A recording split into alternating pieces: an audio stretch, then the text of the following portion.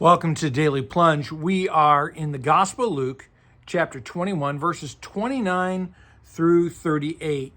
Now, we've been looking at these passages in light of the advent of Christ, the return of Christ.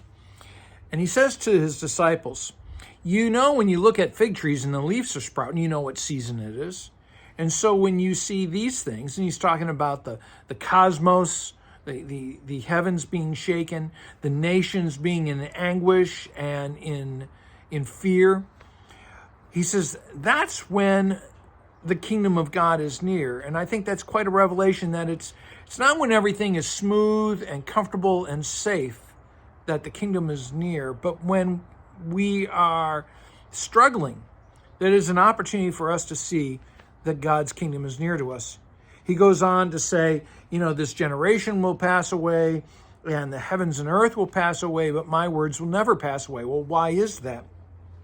Why will heaven and earth pass away? And it's because heaven and earth are corrupted by sin.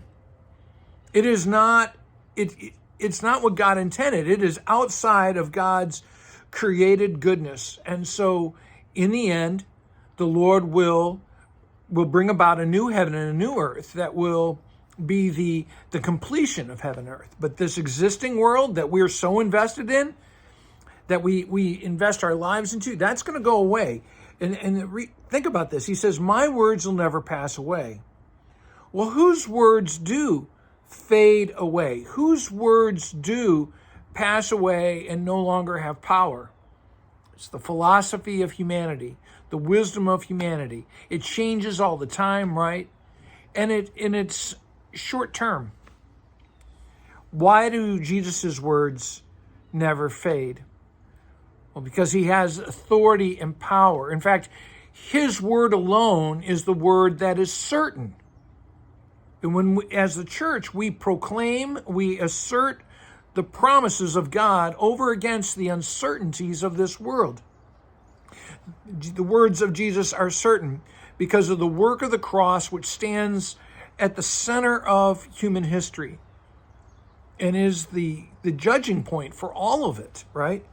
And because of the resurrection that assures us that his words are eternal, because he's gone beyond sin, death, and Satan.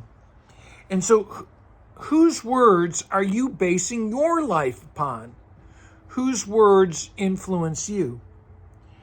And as he goes on, he says, don't weigh down your hearts with carousing and drunkenness, with anxiety or uncertainty. And the thing is really, it's two different sides of the same coin.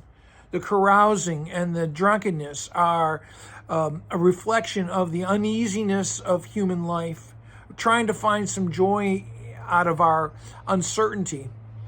And the other side of that is the anxiety, the fear and anxiety without God. All of this is without God. And he says, always be on watch and pray. And so that you can stand before the Lord. And so he encourages us to remain faithful. And you think about what Jesus does after this. He's preaching all day long, and then he goes off to the Mount of Olives and he's praying all night long. He is intent on his purposes. Well, thanks, friends. Have a blessed day.